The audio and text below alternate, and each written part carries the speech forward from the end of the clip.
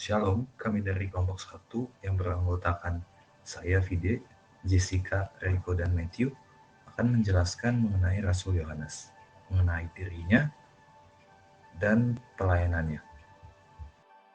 Tak kenal maka tak sayang. Yuk kita kenalan dulu sama Yohanes. Dia lahir sekitar tahun 6 Masehi dan wafat 101 Masehi.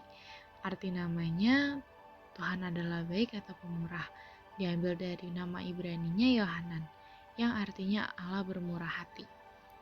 Yohanes ini anak dari Zebedeus dan ibunya Salom, yang merupakan saudara Maria ibu Yesus, sehingga Yohanes merupakan sepupu Yesus dan kerabat dari Yohanes Pembaptis. Ia memiliki saudara namanya Yakobus. Mereka berdua disebut Boanerges yang artinya anak-anak buruh. Mereka sehari-hari bekerja sebagai nelayan karena memang pekerjaan mereka adalah penjala ikan. Awal perjumpaan Yesus dan Yohanes ada di sekitar Danau Galilea. Saat itu, Yesus meminta Yohanes dan Yakobus yang sedang membereskan jala untuk ikut dengannya menjadi penjala manusia. Masa ketika Yesus dan Yohanes bersama. Yohanes sangat dekat dengan Yesus dan Yesus sangat mengasihinya. Yohanes bahkan dijuluki sebagai murid yang Yesus kasihi, dan frasa ini bahkan dipakai 6 kali di Injil Yohanes. Yohanes telah menjadi saksi dari berbagai mukjizat dan pelayanan Yesus. Berikut adalah beberapa contohnya. Yang pertama, pada saat membangkitkan anak perempuan Yairus, Yohanes melihat langsung kuasa Tuhan atas kematian. Cerita ini tercantum di Markus 5 ayat 21 sampai yang ayat ke-43. Kedua, di gunung, Yohanes, Yakobus, dan Petrus melihat Yesus menyatakan dirinya dalam kemuliaannya dan mendengar suara Bapa yang bersaksi bahwa Yesus adalah putranya yang kepadanya dia sangat berkenan. Di situ juga nampak Elia dan Musa dinaungi awan juga berbincang dengan Yesus. Cerita ini dicantumkan dalam Lukas 9 ayat 28 sampai 36. Yang ketiga, ketika Tuhan melepas 7 murid untuk melayani, Yohanes masuk dalam salah satunya. Cerita ini tercantum di Lukas 10 ayat 1 sampai 12.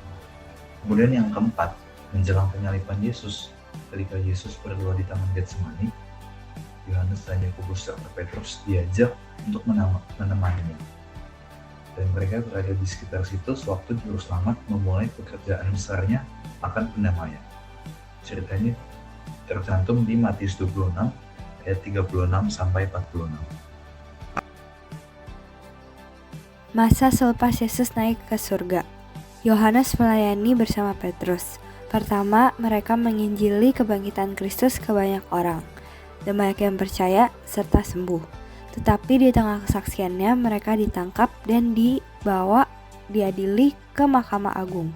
Tapi pada akhirnya mereka dilepaskan karena tidak ada alasan untuk mengadili mereka. Lalu mereka pergi ke Samaria dan menginjili serta berdoa agar orang-orang Samaria dipenuhi Roh Kudus dengan menumpangi tangan di atas mereka.